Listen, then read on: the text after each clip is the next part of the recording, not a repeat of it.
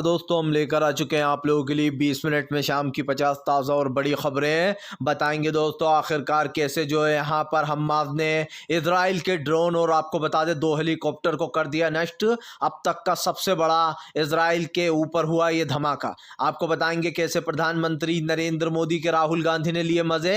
कहा जैसे ही संसद में लोगों ने गैस छोड़ी भाजपाई भाग उठे थे, छोड़ भागे थे सांसद। आखिरकार क्यों जो है यहाँ पर दोस्तों प्रधानमंत्री नरेंद्र मोदी के खिलाफ इंडिया गठबंधन हुआ और मजबूत, कैसे अब बीजेपी को मिलेगी मात, और क्यों आखिरकार दोस्तों आपको बताते चले अब खास कर जो है यहाँ पर एक बड़ा झटका लग गया है, क्योंकि अमेरिका को दोस्तों अब एक और बड़े देश ने इनकार कर दिया है कि हम किसी भी तरीके से इस युद्ध में शामिल नहीं होंगे, ना हम यमन के खिलाफ लड़ेंगे। बताएंगे आखिरकार क्यों एक के बाद एक अमेरिका को बड़े झटके लग रहे हैं। तमाम मुद्दों पर बात होगी, लेकिन उससे पहले अगर आपने अब तक हमारे चैनल को सब्सक्राइब नहीं किया जल्दी से कर लीजिए।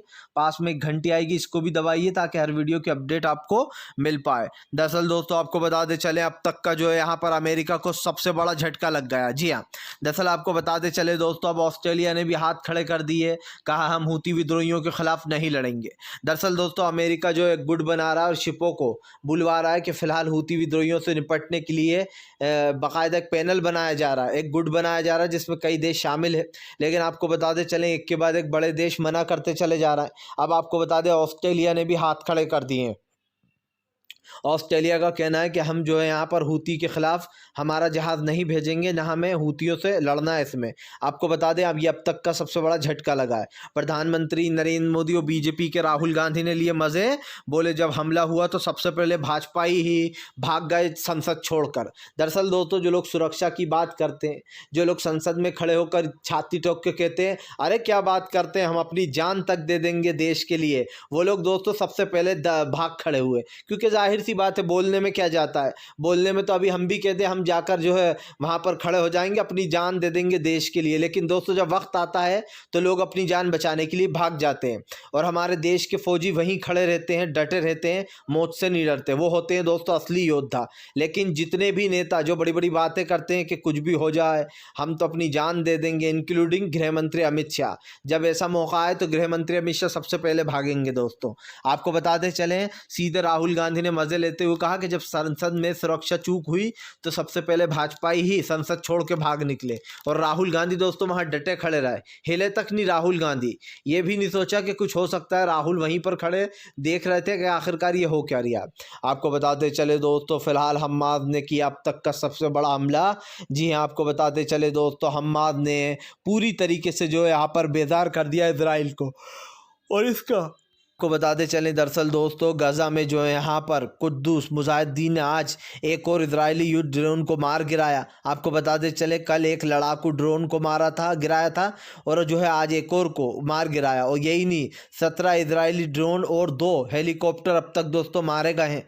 जी आपको बताते चले पूरी तरीके से कामयाब हो गया हमास का ये प्लान। उसने 17 इजरायली ड्रोन और दोस्तों 2 हेलीकॉप्टर को उड़ा डाला। अब तक का हमास का सबसे बड़ा हमला बताया जा रहा है, जिसके बाद इजराइल दोस्तों एक के बाद एक अपने कदम पीछे हटा रहा है। इजराइल जो है दोस्तों बौखला रहा है सीज फायर को लेकर, लेकिन कहीं ना कहीं उसको बड़ा झटका लग रहा है, क्योंकि जाहिर सी बात है इस वक्त हमास जो है वो अपना रौद्र रूप दिखा रहा है। आपको बताते चले दोस्तों प्रधानमंत्री नरेंद्र मोदी लोकतंत्र की कर रहे हैं हत्या। उनकी नज़र में लोकतंत्र कुछ भी नहीं, इमरान प्रतापगढ़ी या हुआ आग बबूला। इमरान प्रतापगढ़ी ने कहा कि धनखड़ के ऊपर हंसी दिखाई दे रही है, लेकिन ये नहीं दिखाई दे रहा कि जब दोस्तों आप याद कीजिए जब संसद का उद्घाटन हो रहा था तो जगदीप धनखड़ उपराष्ट्रपति को बुलाया तक नहीं गया। इमरान प्रतापगढ़ी ने कहा वो था उनका अपमान। जब प्रधानमंत्री ने खुद उद्घाटन किया, राष्ट्रपति से नहीं कराया और उपराष्ट्रपति को तो बुलाया तक नहीं, जगदीप धनखड़ को। यही नहीं, उन्होंने बीजेपी के ऊपर हमला बोलते हुए कहा कि फिलहाल आज देश की बेटी साक्षी मलिक रो रही है, लेकिन बीजेपी चुपचाप बैठी हुई है। प्रधानमंत्री नरेंद्र मोदी ऐसे लोगों को कुश्ती संघ के लिए चुन रहा है दोस्तों, जो लोग कहीं ना कहीं आप समझिए बृजभूषण के काफ़ी करीबी हैं। अब बृजभूषण का करीबी संजय सिंह को चुना गया, क्या ये कहना गलत नहीं होगा दोस्तों कि फ़िलहाल उन लोगों को, उन खिलाड़ियों को यौन शोषण का एक तरीके से वो बनाया जा रहा है निशाना, और आगे आने वाले समय में हो सकता है कई लड़कियों को इसका सामना करना पड़े। लेकिन फ़िलहाल एक चीज़ तो तय है कि बृजभूषण जैसे लोगों का कुछ नहीं बिगड़ता दोस्तों जब तक बीजेपी का हाथ उनके सर पर है। आपको बता दें चले दोस्तों, फ़िलहाल आखिरकार एक बार फिर से जो है यहाँ पर हिजबुल्लाह ने किए ताबड़तोड़ हमले, इजराइल की दहल उठी रूह। दरअसल दोस्तों आपको बता दें चले, हिजबुल्लाह के सामने टिक नहीं पा रहा इजराइल। हिजबुल्लाह के अटैकों के बाद दोस्तों इजराइल जो है वो पूरी तरीके से टूट चुका है। इजराइल को समझ में नहीं आ रहा है कि वो करे तो क्या करे। इसी बात है दोस्तों, इजराइल का बुरा हाल हो चुका है क्योंकि मुजाहिदीन दोस्तों यानी कि हिजबुल्लाह जो है वो एक के बाद एक बड़े अटैक कर रहा है, और हिजबुल्लाह से पंगा लेना इजराइल के बस की बात है नहीं, क्योंकि हिजबुल्लाह दोस्तों जहां खड़ा हो जाता है वहीं पर आख राख कर देता है। यही कारण है जो हिजबुल्लाह के को लेकर बार बार चेतावनी भी दी है इजराइल ने, और लेबनान पर उसने कई हमले भी कर दिए थे। लेकिन अब फिर से जो है यहाँ पर मुश्किलें उसकी बढ़ती हुई नज़र आ रही हैं, क्योंकि एक चीज़ तो साफ़ हो गई है कि फ़िलहाल हिजबुल्लाह किसी भी तरीके से मानने वाला नहीं है दोस्तों। हिजबुल्लाह के इन अटैकों से पूरी तरीके से परेशान हो चुका है दोस्तों इजराइल।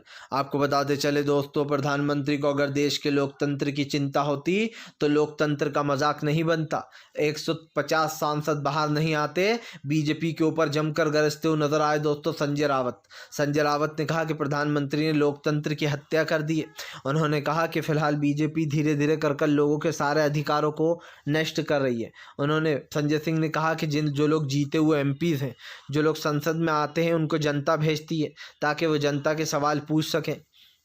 लेकिन यहाँ तो उल्टा ही हो रहा है, जो लोग सवाल पूछने वाले हैं उनको बाहर निकाल दिया जाता है, अकेले में चुपचाप सारे बिल पास करा लिए जाते हैं।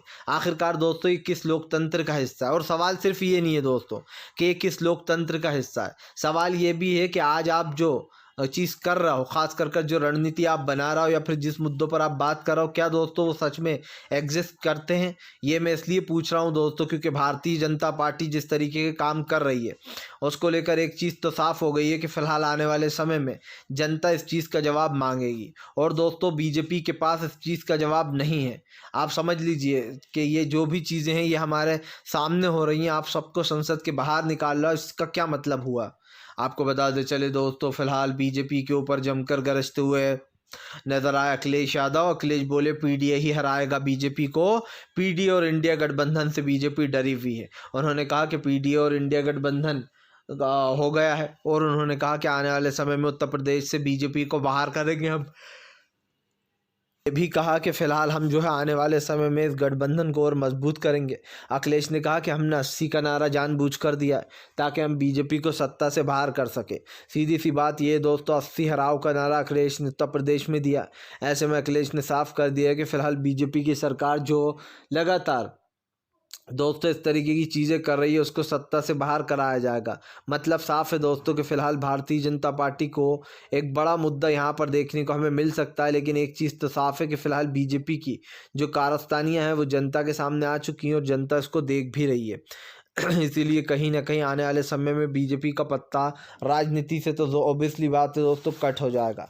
आपको बता दे चले दोस्तों, जो है यहाँ पर इजराइल के समर्थन ईरान के समर्थन से दोस्तों पुतिन ने दे दी पश्चिमी देशों को पुतिन की चेतावनी। कहा अब समय आ गया है। दरअसल आपको बता दे चले, बताया जा रहा है पुतिन हमास को सपोर्ट कर रहा है और वो एक तरीके से हमास को हथियारों की सप्लाई भी दे रहा है। आपको बता दे चले अब मुश्किलें यहाँ पर बढ़ने वाली हैं, क्योंकि आपको बता दें इस मुश्किल का सबसे बड़ा कारण ये कि अब पुतिन दोस्तों हमास के साथ है और उनकी ईरान से अच्छी खासी दोस्ती भी हो गई है।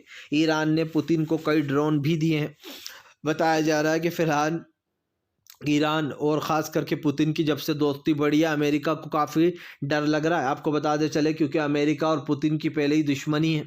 ऐसे में चाइना भी इनके साथ है। चाइना भी अमेरिका का बहुत बड़ा दुश्मन है। तो ये कहना गलत नहीं होगा दोस्तों कि फ़िलहाल कई देश है जो एक दूसरे के आमने सामने खड़े हैं, कई दोस्त बनकर तो कई दुश्मन बनकर। मतलब अगर इस देश में कभी युद्ध हो जाए तो कौन किसके साथ है साफ दिखाई दे रहा है। आपको बता दे चले दोस्तों, अबू उबैद ने जारी किया बयान। कहा शुरुआत के बाद ही हमने 720 इजरायली सैन्य वाहनों को मार गिराया और कई सैनिकों को उतार दिया मौत के घाट।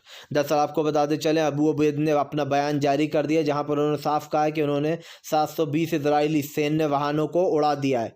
और इसी के साथ साथ उन्होंने कई सैनिकों को भी ढेर कर दिया है। सीधी सी बात ये दोस्तों कि अबू उबैद के इस बयान जारी करने के बाद हड़कंप मच गया। इजराइल के लोग जो है यहाँ पर अब बौखला रहे हैं। सीधी सी बात हो गई है कि यहाँ पर इजराइल हमास की इस जंग में एक नया मोड़ निकलता हुआ नज़र आ रहा है, जहाँ पर ये फाइट अब बढ़ती हुई नज़र आ रही है, क्योंकि फ़ाइट हमेशा दो लोगों के बीच में होती है और ये फ़ाइट दोस्तों बताती है कि आखिरकार आने वाले समय में क्या होगा, कैसे जो है यहाँ पर इन मामलों को फिट किया जाएगा। फिलहाल दोस्तों आपको बता दें, प्रधानमंत्री नरेंद्र मोदी के ऊपर फट पड़े जो है यहाँ पर मनोज झा ने बीजेपी को लपेटा। कहा ये इंडिया गठबंधन की ताकत देखकर बीजेपी को पता चल गया होगा कि ये गठबंधन आगे क्या करने वाला है। दरअसल दोस्तों इंडिया अलायंस बनने के बाद बीजेपी में हड़कंप मचा हुआ है। सब जानते हैं कि फिलहाल इंडिया अलायंस बनने के बाद बीजेपी को एक बात का डर है कि फिलहाल तमाम वोट शेयर जो है वो अगर हमसे ज़्यादा हो गया विपक्ष का तो क्या होगा, क्योंकि दोस्तों यहाँ पर लड़ाई सिर्फ कांग्रेस और बीजेपी के बीच में नहीं है। अब ये लड़ाई उन तमाम गठबंधन और बीजेपी के बीच में है जो लोकतंत्र की लड़ाई लड़ रहे हैं। एक तरफ बीजेपी है जो लोकतंत्र को ख़त्म कर रही है, दूसरी तरफ तमाम वो संगठन है जो लोकतंत्र को बचाना चाहते हैं या फिर जो बीजेपी से परेशान हो चुके हैं। आपको बता दें चलें, जिसमें सबसे बड़ा नाम तो जाहिर सी बात है कांग्रेस है, सबसे बड़ी इस देश की पार्टी, उसने ये अलायंस बनाया है। इसमें नीतीश कुमार हैं, बड़े बड़े नाम शामिल हैं, केजरीवाल हैं, तेजस्वी यादव हैं, और भी जो है दोस्तों इसमें ममता बनर्जी हैं, उद्धव ठाकरे हैं। ये लोगों को नाम से ही लोग पहचानते हैं और इनका आना दोस्तों आप समझिए ये कांग्रेस के लिए एक बहुत अच्छा संकेत भी है कि इंडिया अलायंस के साथ वो चुनाव लड़ रही है, क्योंकि अभी फ़िलहाल कांग्रेस फाइनेंशियली भी दोस्तों इतनी मजबूत नहीं है कि वो अकेले इस चुनाव को, लोकसभा को जीत पाती। इसलिए सीट शेयरिंग को लेकर ये मामला फिट बिठाया गया। लेकिन एक चीज़ तो साफ है कि आने वाले समय में बीजेपी को सत्ता से बाहर कर इंडिया गठबंधन एक इतिहास ज़रूर रचेगा। वो चाहता है कि ऐसी निष्पक्ष सरकार हो जो जनता के लिए काम करे, और मुझे लगता है दोस्तों एक ऐसा विकल्प है इंडिया गठबंधन जो कहीं ना कहीं जनता को पसंद आएगा। आपको बताते चले दोस्तों फिलहाल भारतीय जनता पार्टी सिर्फ और सिर्फ जो है यहाँ पर अपनी राजनीति पर ध्यान देती है। गरीब मजदूर किसान का बेटे के साथ कुछ भी हो जाए बीजेपी नहीं देती ध्यान। जी हाँ, दरअसल आपको बताते चले दोस्तों फिलहाल एक बार फिर से राकेश टिकैत ने भड़ास निकाली है सरकार पर। राकेश टिकैत ने कहा कि फिलहाल इस तरीके से हताश होना, इसमें कहीं ना कहीं दोस्तों सरकार की ने ही उन लोगों को इस हद तक मजबूर किया। राकेश टिकैत ने कहा कि सरकार ने साक्षी मलिक और उनके साथ बिल्कुल भी अच्छा नहीं किया। हालांकि किसान नेता राकेश टिकैत ने कहा कि साक्षी मलिक को अपना इस्तीफ़ा नहीं देना चाहिए, उन्हें संन्यास नहीं लेना चाहिए, उन्हें देश के लिए खेलना चाहिए। आपको बताते चलें यहाँ पर काफ़ी अपसेट और दुखी होते हुए नज़र आए वो। उन्होंने इस चीज़ पर जोर भी डाला राकेश टिकैत ने साफ कहा कि फ़िलहाल ये जो हो रहा है ये बहुत ही अफसोस की बात है। और दोस्तों जाहिर सी बात है किसान नेता राकेश टिकैत जो बोल रहे हैं वो बात सही भी है, लेकिन उन्होंने ये भी कहा कि फ़िलहाल हम इसके समर्थन में कुछ नहीं कर रहे हैं। अगर साक्षी मलिक वो लोग हमसे बात करेंगे तो हम इस चर्चा पर ज़रूर बात करेंगे। आपको बता दें चले दोस्तों प्रियंका गांधी पहुंच गई जो है यहाँ पर साक्षी मलिक से मिलने। प्रियंका ने मिलकर सरकार पर निकाली भड़ास। प्रियंका गांधी ने कहा कि सरकार बड़ा नारी शक्ति और नारी की बातें करती है, लेकिन जब बीजेपी के ही नेता बृजभूषण ने लड़कियों के साथ दोस्तों यौन शोषण किया तो उसको बीजेपी बचाने के लिए पूरी ताकत झोंक दी। यही नहीं दोस्तों, यहाँ पर एक इंसान कैसे उसने पूरे कानून की धज्जियाँ उड़ा दी, कैसे दोस्तों ना सुप्रीम कोर्ट काम आया ना हाई कोर्ट काम आया। एक हैरत की बात यह है दोस्तों कि जब 370 जैसे मामले होते हैं या दूसरे मामले होते हैं तो सुप्रीम कोर्ट और हाई कोर्ट के फैसले तुरंत आ जाते हैं, और फैसले क्या आते हैं बीजेपी के पक्ष में आते हैं। ठीक है, अब आप इसको मेरी तरफ से एक अदालत पर क्वेश्चन मार्क ही समझ लीजिए कि ऐसा क्यों होता है, सारे फैसले मोदी के हक में ही क्यों जाते हैं। जितने भी जब से मोदी सरकार बनी है कोर्ट के बड़े सब बड़ा जो केस थे हाई प्रोफाइल उनके आप वो उठाकर देख लीजिए, क्या उसके वो उठा के देख लीजिए रिजल्ट कि जीत किसकी हुई, आपको सारे मामलों में बीजेपी की जीत नज़र आएगी। फिर आप एक पल को ज़रूर सोचोगे कि क्या सच में सुप्रीम कोर्ट के जजों पर दबाव है, वरना ऐसे कैसे हो सकता है कि तमाम हाई प्रोफाइल केस मोदी सरकार के पक्ष में चले जाते हैं। जब अडानी की जांच करना होती है तो सेबी को जो है दोस्तों उसके खिलाफ कोई डॉक्यूमेंट नहीं मिलते। हंसी आ जाती है कि सेबी के पास सारी जानकारी होती है और सेबी कह रहा है कि हमारे पास तो कोई जानकारी नहीं है अडानी के लिए, इस वजह से हम कार्रवाई आगे नहीं कर पा रहा है। चलिए ये भी हो जाता है, लेकिन दोस्तों आप समझिए देश की बेटियां रोती हैं, साक्षी मलिक बृजभूषण के ऊपर आरोप लगाती हैं, लेकिन बृजभूषण धज्जियां उड़ा देता है, कोर्ट की सबकी धज्जियां उड़ा देता है, उसको क्लीन चिट मिल जाती है। बेल मिल जाती है वो जेल ही नहीं जाता, जबकि पॉक्सो एक्ट जो लगाया गया था उसके तहत तुरंत गिरफ्तारी होनी थी, लेकिन उसकी नहीं हुई। अरे भैया ठीक है यार, अब इसमें क्या कर सकता है कोर्ट, भी क्या कर सकते हैं। अभी सरकार तो मोदी सरकार है, जाहिर सी बात है ऐसे रेपिस्टों को, जिन लोगों के ऊपर ऐसे गंभीर आरोप लगे, पॉक्सो एक्ट लगा है, उनको छूट दे दी जाएगी, क्योंकि बीजेपी की सरकार है। आपको नहीं पता बीजेपी में आधे से ज़्यादा तो क्रिमिनल भरे पड़े हैं, अगर आप एक रिकॉर्ड उठाकर देख लेंगे तो। खैर, आपको बताते चले दोस्तों, प्रधानमंत्री नरेंद्र मोदी और इजराइल के बीच में काफ़ी अच्छी है दोस्ती दोस्तों, लेकिन आपको बताते चले भारत जो है वो लगातार कर रहा है गाज़ा का समर्थन। आपको बता दें, भारत ने अपना बयान जारी किया जहां पर उसने साफ कहा कि वो गाज़ा के साथ है, गाज़ा में तत्काल में युद्ध विराम होना चाहिए। आपको बताते चले, भारत ने भी अपील की है कि फ़िलहाल गाज़ा में जो लगातार मासूम लोग मारे जा रहे हैं उसको रुकना चाहिए। ख़ास कर दोस्तों हमारी भारत सरकार ने अपील की है कि गाज़ा के लोगों की ज़्यादा से ज़्यादा मदद करनी चाहिए। दरअसल आपको बता दें, इस वक्त गाज़ा के लोग काफ़ी परेशान हैं, और गाज़ा में दोस्तों ये सबसे ज़्यादा हरकतें हो रही हैं। लेकिन क्योंकि जैसे कि मैंने आपसे कहा कि इन चीज़ों को बढ़ावा दिया जा रहा है, तो कम से कम इसको रोकना चाहिए। और ख़ास कर दोस्तों गाज़ा में जो लाशों को बिछाया गया उस पर भी रोक लगनी ही चाहिए। आपको बताते चले दोस्तों, फ़िलहाल इस वक्त एक और गेम होने वाला है। जी हाँ, दरअसल आपको बताते चले, ईवीएम को लेकर अखिलेश ने खोल रखा है मोर्चा। अखिलेश चाहते हैं ईवीएम किसी भी हाल में हो बंद। दरअसल दोस्तों आपको याद होगा कि अब तक जितने भी चुनाव हुए, जब तक बैलेट पेपर चलते हैं तब तक हर पार्टी आगे चलती है, चाहे कांग्रेस हो या सपा हो। हमने देखा कि जब चुनाव के रिजल्ट आने चालू हुए, जब बैलेट पेपर की गिनतियां हो रही थी, तो सपा सबसे आगे चल रही थी दोस्तों। जैसे ही ईवीएम खुलना शुरू हुई दोस्तों, सपा अचानक से पीछे हो जाती है। सवाल वही है दोस्तों, बड़े से बड़ा राज्य जो यहाँ पर हरा दिया जाता है। और ऐसा कैसे हो सकता है दोस्तों कि एक इंसान 3-3, 4-4 राज्य में आराम से जीत रहा है। ये तो पॉसिबल हो ही नहीं सकता है। ईवीएम में एक बड़ा घोटाला है दोस्तों। ईवीएम को हटाकर आपको वीवीपैट से ही चुनाव कराना होगा, जब ही देश का लोकतंत्र बच सकता है। सवाल ये है कि सुप्रीम कोर्ट जैसी अदालतें भी इस चीज़ को मान्यता नहीं देती हैं, और कहती हैं कि आप पहले साबित करो कि ईवीएम से कैसे घोटाला होता है। अरे भाई, पूरा देश ईवीएम को लेकर जब असंतुष्ट है, तो आप कम से कम देश के लिए ईवीएम को बैन कर सकते हो। आप साफ कह सकते हो कि चुनाव वीवीपैट से होगा। अमेरिका क्या पागल है दोस्तों? आप समझिए, अमेरिका तो इतना बड़ा देश है, इतना शक्तिशाली देश है, वो ईवीएम का यूज़ नहीं करता है, वरना वो भी ईवीएम का यूज़ करे। खुद चाइना ईवीएम का यूज़ नहीं करता है दोस्तों, जापान ईवीएम का यूज़ नहीं करता है, बड़े बड़े देश ईवीएम का यूज़ करते ही नहीं है। लेकिन इस चीज़ों को बंद करना चाहिए। और इसमें सबसे बड़ी गलती कांग्रेस की थी कि उसने आगे का सोचा नहीं, वो ईवीएम लेकर आ गई। कांग्रेस को अगर पता होता कि बाद में उनकी लाई हुई ईवीएम उनके खिलाफ ही इस्तेमाल की जाएंगी, तो शायद कांग्रेस ऐसा कभी नहीं करती। आपको बताते चले दोस्तों, अरविंद केजरीवाल को नए साल पर लगा बड़ा झटका। सिसोदिया और संजय सिंह की दोनों की बेल तारीख, जो न्याय की हिरासत, वो बढ़ा दी गई है जनवरी तक। दरअसल दोस्तों आपको बताते चले, ऐसा लग रहा है सिसोदिया और संजय सिंह के खिलाफ अच्छा खासा षड्यंत्र रचा गया।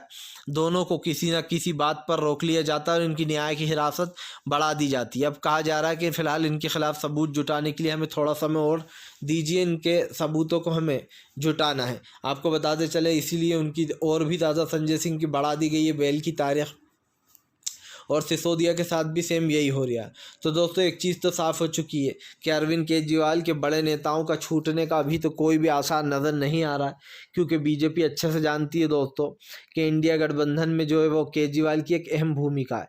आपको बताते चले दोस्तों, फिलहाल प्रधानमंत्री नरेंद्र मोदी के ऊपर फट पड़े अजहरुद्दीन बोले अभी जो हो रहा है क्या वो लोकतंत्र का हिस्सा है।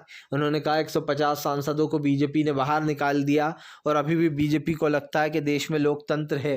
दरअसल दोस्तों अगर देश में लोकतंत्र होता तो अभी जो हो रहा है वो नहीं होता। जाहिर सी बात है, जो हो रहा है उस चीज़ को भुलाया नहीं जा सकता, और जो हो चुका है वो कहीं ना कहीं इंसान भूल चुके हैं। फिलहाल दोस्तों हम तो यही कहेंगे कि इस चीज़ पर रोक लगनी चाहिए। आपको बता दें दोस्तों, एके ने फिर से जाने से किया इनकार। अरविंद केजरीवाल को अब तीसरा समन भेज दिया गया। अब देखना होगा केजरीवाल क्या करते हैं। दरअसल दूसरे नोटिस पे भी ना कर दिया था केजरीवाल ने कि वो नहीं आएंगे, इनलीगली भेजा गया। अब तीसरा नोटिस फिर भेज दिया है दोस्तों। ईडी ने अरविंद केजरीवाल को पूछताछ के लिए बुलाया है। केजरीवाल ने अब इस नोटिस का क्या करेंगे, क्योंकि अब तक दोस्तों यही कह रहा है केजरीवाल के ईडी के पास ये है ही नहीं हक, और ईडी जो है वो इनलीगली उनको बार बार पूछताछ के लिए बुला रही है। अब देखना होगा दोस्तों कि आखिरकार अरविंद केजरीवाल क्या करते हैं, जाते हैं या फिर इस बार भी वो ईडी को दिखाएंगे ठेंगा। फिलहाल वीडियो अच्छा लगे तो कृपया इसको लाइक करें, चैनल पर पहली बार आए सब्सक्राइब करें ताकि ऐसे वीडियो दोस्तों आपको आगे भी मिलते रहें।